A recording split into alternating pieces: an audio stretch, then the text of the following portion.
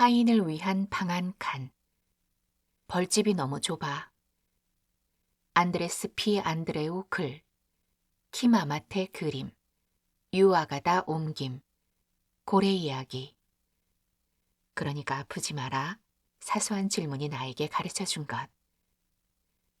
모순처럼 보이는 해결책. 벌집이 좁아지는 것을 느낀 벌들이 벌집 안에 침입자가 들어온 것 같다고 생각하면서 이야기는 시작된다. 침입자에 대한 근거 없는 소문과 불안, 그를 찾아내기 위한 방법들이 쏟아지는 가운데 방 하나를 더 만들어야 한다는 여왕벌의 제안으로 방을 하나 더 만들고 이야기는 끝이 난다. 벌집이 좁아서 시작된 문제가 왜 방을 하나 더 만드는 것으로 끝이 났을까? 뭔가 모순적인 느낌이 들었지만 하브루타 후 이것이 가장 근본적인 해결책이었음을 인정하게 되었다. 부족과 과잉의 공존. 누군가의 침입으로 벌집이 좁아진 것이 아니라 필요 이상으로 거대해진 몸집으로 인해 각자가 너무 많은 공간을 차지하고 있었고 언제 먹을지도 모를 양식을 위한 저장소가 너무 많은 공간을 차지하고 있었다. 현실은 그런 거였다. 그러나 책에는 그런 표현이 전혀 없다. 그저 그림만이 그 현실을 말해주고 있을 뿐이었다. 눈으로 뻔히 보이지만 나에게 문제의 원인과 해결책이 있음을 인정하기는 싫고 다른 곳에서 원인과 답을 찾으려고 하는 우리의 모습이었다. 꿀 저장소의 출입금지 대상에서 배우자의 친척, 사촌의 친구가 의미하는 것은 무엇일까? 너무 뚱뚱해서 꿀 저장소에 들어가지 못하고 끼어 있는 벌의 모습 위로 허락받은 벌들만 들어갈 수 있음.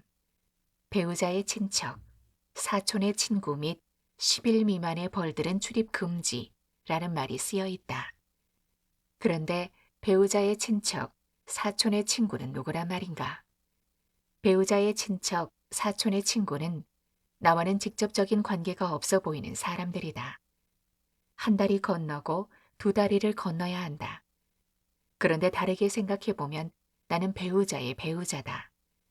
배우자의 친척은 나의 친척과 같은 말이다. 나도 누군가의 사촌이니 사촌의 친구는 나의 친구와 같은 말이다. 결국 10일 미만의 어린 벌을 제외하고는 저장소에 모두 들어갈 수 있다는 말이다. 그런데 그러고 싶지 않은 이기적인 마음이 저런 엉뚱한 규정을 만든 것이다. 지구가 허락한 모든 것들은 우리 모두의 것이다. 누군가는 너무 많이 먹어서 불편하고 누군가는 먹을 것이 없어서 아프다. 누군가는 너무 많아서 문제고 누군가는 가진 게 너무 없어서 문제다. 기울어진 세상 그 어디쯤을 살아가는 우리가 할 일은 타인을 위한 방 한 칸 마련하는 것이지 않을까. 너와 나, 우리 모두의 마음속에 말이다. 함께 차를 나누며 마음을 나눌 수 있는 친구.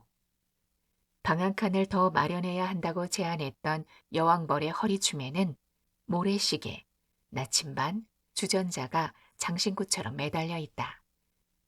여왕벌의 장신구가 의미하는 것은 무엇일까? 모래시계는 시간 관리, 나침반은 올바른 방향 제시를 위해 여왕벌에게 꼭 필요한 것이라 여겨진다. 그런데 주전자는 어떤 의미일까? 꿀을 담는 용도로는 보일 수도 있지만 한 하베르가 찻주전자라는 말을 하는 순간 낯선 나그네 세 사람을 달려나가 맞이하여 먹을 음식과 쉴 자리를 내어주던 아브라함의 환대가 떠올랐다. 달려나가 맞이하지는 못할지언정 언제까지 내 배 불릴 궁리만 하면서 살아갈 것인가. 다 함께 잘 사는 지구 공동체가 되기 위해 우리가 가져야 할 것과 버려야 할 것은 무엇인지 이제는 진지하게 생각해 보아야 한다. 같은 시간을 살아가고 있는 우리는 함께 차를 마시며 마음을 나눌 수 있는 친구다. 그것이 리더가 해주어야 할 올바른 방향 제시가 아닐까. 관계는 찰나에서 시작된다. 돌 하나가 가만히. 브렌덴 웬젤 글 그림, 황유진 옮김, 북뱅크. 그러니까 아프지 마라. 사소한 질문이 나에게 가르쳐 준 것. 받아들이는 존재로서의 가만히. 그림책 돌 하나가 가만히는 한자리에 가만히 있는 돌을 중심으로 그 돌을 지나쳐가는 생명들과 시간의 흐름을 담아내고 있다. 가만히라는 말은 어떤 의미일까? 돌은 그 자리에 그대로 있으면서 모든 존재와 관계를 맺는다. 그런 관계 맺음에 있어 가만히는 굉장히 수동적인 느낌이 들었다. 그런데 달팽이가 기어가는 그림과 함께 반복적으로 나오는 말이 있었다. 돌은 가만히 있었어요. 물과 풀과 흙과 함께 원래 모습 그대로 있던 자리에 그대로. 누구보다 느린 달팽이가 그의 길을 다 갈 수 있을 때까지 가만히 있어주는 행위가 수동적 의미의 가만히가 아닌 능동적 주체로서의 가만히로 느껴졌다. 돌 하나가 가만히 있다. 가만히 있지만 때로는 거친 존재가 되기도 하고 때로는 부드러운 존재가 되기도 한다. 어느 순간 어둠이 되기도 하고 어느 순간 빛이 되기도 한다. 이 모습이 돌을 지나쳐가는 것들이 바라본 돌의 모습일 수도 있지만 어쩌면 돌이 그들에게 그런 존재가 되어준 것은 아닐까. 가만히 있는 아무것도 하지 않음이나 무기력함이 아니라 자신에게 오는 모든 것을 거부하지 않고 받아들이는 능동적 태도였다. 그렇다면 나는 어떨까? 나에게 오는 것들을 피하기 바빴을까? 아니면 무기력함으로 어쩔 수 없이 받아들였을까? 돌 하나 앞에 두고 점점 작아지는 나에게 누군가의 질문이 들려왔다. 왜 돌에 금이 간 걸까? 질문을 듣고 보니 그렇게 완벽해 보이는 돌 하나에 금이 나 있다. 그리고 그 작은 틈에서 생명이 자라난다.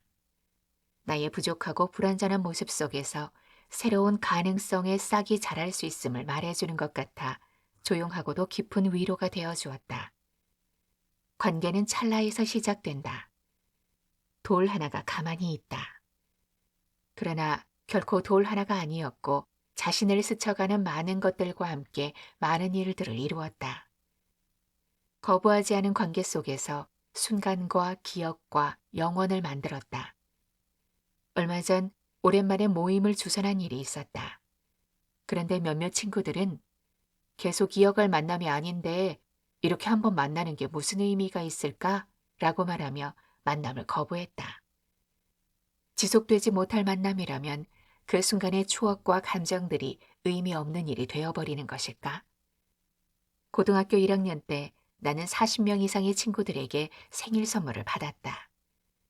그런데 지금까지도 연락을 주고받는 친구는 단 한 명뿐이다. 그래서 그런지 그때의 시간이 아름다운 추억이라기보다는 텅 빈 수레 같은 느낌이 들어 허무하기도 했다. 그뿐일까? 그 후에도 많은 인연이 내 삶의 울타리 안에 머물다 사라졌다. 그때는 아름다웠지만 지금은 과거형이 되어버린 많은 인연은 아쉬움을 넘어 아픔이었다. 그런 나에게 이 그림책은 찰나의 위대함을 보여주었다. 나에게 오는 인연을 거부하지 말자. 한 번의 만남으로 끝나더라도 그 순간이 진심이었다면 그건 분명 의미 있는 일이다. 모든 관계는 순간일 수도, 기억일 수도, 영원일 수도 있다. 그러나 찰나의 순간이 있어야 기억이 되기도 하고 영원이 되기도 한다.